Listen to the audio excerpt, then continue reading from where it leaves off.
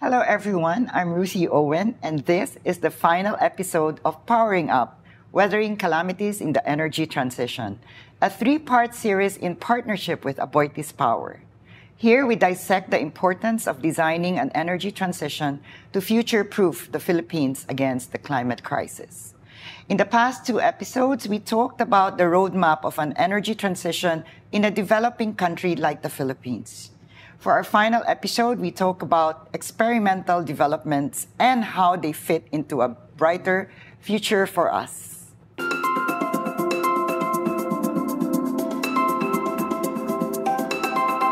With me once again is our esteemed panel of experts from the Energy Regulatory Commission. We have the chairperson, Attorney Mona Lisa Di Malanta. Welcome. Hello again. And from the academe, we have Professor Roaldo Wally Del Mundo, the Associate Dean of the College of Engineering of the University of the Philippines, Diliman. Welcome again, Hi.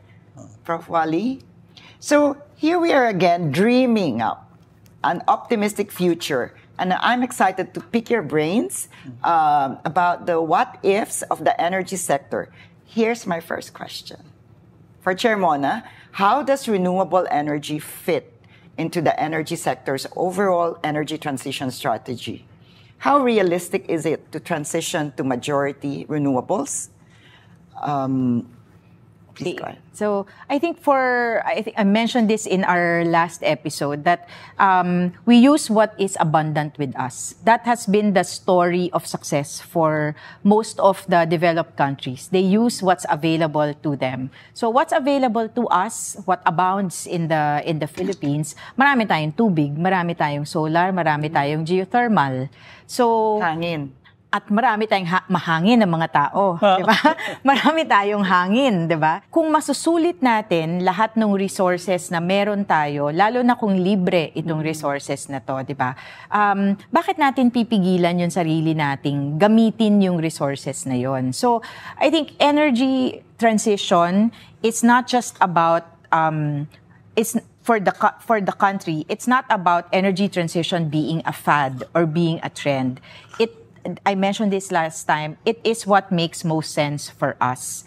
Ito kasi yung marami. So the Department of Energy had set out very clear targets and very ambitious targets also for the country to increase the share of renewables in our mix to 35% by 2030. Nasaan ba tayo ngayon? Nasa 20-22% pa lang tayo. Kaya ba? 2024 na. So, Kakayanin. sabi po ng DOE, ito projection nila kasi sa Energy Regulatory Commission, hindi naman kami nagpo-project ng mga ganitong supply-demand, but it's the DOE that makes those projections. Sabi nila kaya, kasi yung mga papasok na bagong renewables, malalaki, like pump storage hydro, tinitingnan nila offshore wind, yan yung mga malalaki. Like in the 1970s, kaya naman lumaki yung share ng renewables sa Pilipinas. Nagsimula tayo, by the way, ilang dekada tayo na 100% renewables, 1930s to the 1970s. Mga large dams, mga geothermal plants, malalaki. Kaya malaki yung nako-contribute na share sa sistema at medyo stable. Like geothermal is very stable yung supply. So kung ganong klaseng renewables yung dadami sa system natin, ako confident ako that it will make a significant contribution in our, not just in the power system as a whole, but in the economy as a whole. May follow-up question ako dyan. Yung sinasabi natin na ang consumer is empowered to be part of the solution.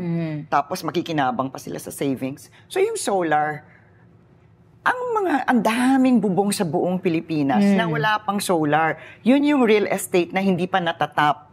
Diba? Do you think that would Rooftop. be part rooftop? And I understand that the DOE and the ERC are doing its best to open up yung mga hindi natin nagagamit na roof because of the prohibitions of the law. Pero nabubuksan nyo yun. Can you tell us more about that policy? Meron nang sinusulong yung DOE na policy on rooftop solar. kami sa Energy Regulatory Commission, susunod pa lang kami doon sa policy ni DOE. So we're developing that policy kung ano yung rate translation ng rooftop solar. Kasi yung may rate translation tayo ngayon, yung tawag natin ground-mounted solar. Pero syempre iba yung economics ng ground-mounted solar sa rooftop solar. Unang-una, sa rooftop solar, di mo naman binibili yung rooftop, di mo naman binibili yung bubong, di ba? So most likely yan, lease. So nagre-renta. Iba yung economics. So we need to do the rate translation for rooftop solar. But I think that the direction is clear that we will optimize, katulad ng sinabi ko kanina, make the most use of what is available to us. If rooftop is available, rooftop space is available, then we'll use it. If water surface is available, then we have floating solar for those types of resources. So we are becoming smarter in developing the barriers and removing the barriers to entry. And I think that's Prof. Wally. Share ko yung ginagawa namin sa UP ngayon. Kasi meron kaming memorandum of understanding with ERC and Meralco na yung UP, we're trying to aggregate yung mga buildings, and ang innovation that we are introducing actually ay pipili kami ng RES na ang kanyang supply ay manggagaling primarily doon sa lahat ng rooftop. Yung RES is retail electricity supplier. So ang kinalculate namin na anong least cost na electricity expenditure for the campus. At ang nakita namin, dahil yung load profile namin ng UP ay halos sumusunod kung ano yung profile ng solar. Araw. So, when we calculate the economics, so the least cost supply to UP is actually solar. So, marami ba kayong bubong doon? So ngayon, ang aming strategy ngayon ay dahil mag-aggregate yung mga building to be able to exercise contestability para makapasok kami dun sa ARCOA. But at the same time, ang pinipili namin ngayong supplier, ang sinasabi namin sa kanila, ang specification namin, your supply will come from solar that you will install, at yung net, kung ano man yung kulang, yun yung ipapasok nyo. Pero obligado kayo na maglagay ng solar sa lahat ng roof ng UP. That's what we are doing now. Supplier ako ha. No, I'm just kidding. No, but yes, I think it's a good idea. Yeah. Pag-aralan mo yung kung paano mo ginagamit yung kuryente mo sa isang araw, tapos ima-match mo yun. Ima-match mo siya. So, we've seen the effect of El Nino on environmentally dependent energy sources like hydropower, which took a backseat during that season. Considering the volatility of the climate, which ones would have the most potential for an energy transition? Unahin natin si Prof. Wally. Well, ako hindi ko kasi tinitingnan yung El Nino, etc. as problem eh. Kasi yung cycle naman ng climate ay napipredict din. In other words, to me, kasama pa rin ang development ng hydro sa transition. Malaki pa rin. At importante yun kasi established na ang pinakamurang renewable energy actually ay hydro. So, it would be better actually na mag-maximize ng hydro. To me, it's a question of planning. Meaning, halimbawa, yung Brazil, nung 2010, nung inaaral namin yung supply, bakit ang Brazil ang mura ng kuryente? Kasi at that time, 2 pesos lang ang generation rate ng Brazil. So what we found out is Brazil is 85% hydro ang kanyang pinanggalingan. So, and you see, hydro is, wala namang summer, pero nga, pinilano nila iyon na nakakapag-maximize sila whenever there is hydro, and then kung ano yung kulang, yun yung yun yung mga dispatchable na nat gas plant and coal-fired power plant nila. Pero pag tinignan mo yung mix nila, nakabuo sila ng 2 piso per kilowatt hour. Wow. And it maximize renewable energy. Dahil 85% nga ng supply nila galing sa hydro. Pwede pa natin gawin sa Pilipinas yun? Bakit naman hindi? Hindi ko makita kung bakit hindi. Ang challenge nga ngayon, katulad na banggit ko last time, ang challenge ngayon is how do we integrate it to an existing system. Kasi hindi mo naman pwedeng overnight patayin mo lahat ng coal plant, for example, or nat gas plant. Kasi hindi naman ganun kabilis makakapasok yung lahat ng gusto mong ipalit na project. So, I think a lot of things are said about advantages, disadvantages, but of a particular technology. But I think mag-refocus tayo na ang challenge talaga, paano ba natin may integrate lahat ng ito? Kasi kailangan naman natin lahat yan. Parang balance dapat, tama yun, diba? Kasi talagang dapat may transition yung transition.